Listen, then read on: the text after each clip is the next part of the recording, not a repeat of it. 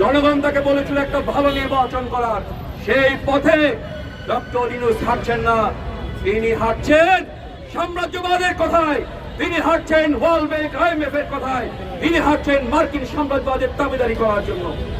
আমরা আজকে তাকে হুঁশিয়ারি করে দিতে চাই, আরেকটা কথা স্পষ্ট করে বলতে চাই, শেখ হাসিনার 15 বছরে আমাদের সীমান্তে 600 বাংলাদেশিকে হত্যা করেছে বিএসএফ।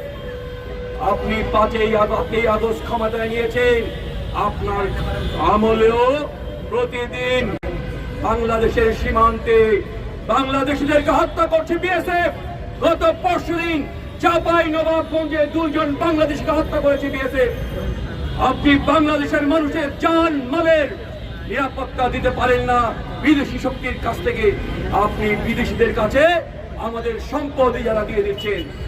বাম গণতান্ত্রিক জোট, বাংলাদেশ জাসদ এবং ফেসিবাদী বাম মোর্চা এবং আমাদের নবগঠিত গণতান্ত্রিক যুক্তফ্রন্ট আপনাকে হুঁশিয়ারি করে দিতে চাই, আপনাকে যেই কাজ করার জন্য জনগণ ম্যান্ডেট দিয়ে জনগণ আপনাকে ক্ষমতায় বসিয়েছিল, সেই কাজ আপনাকে করতে হবে।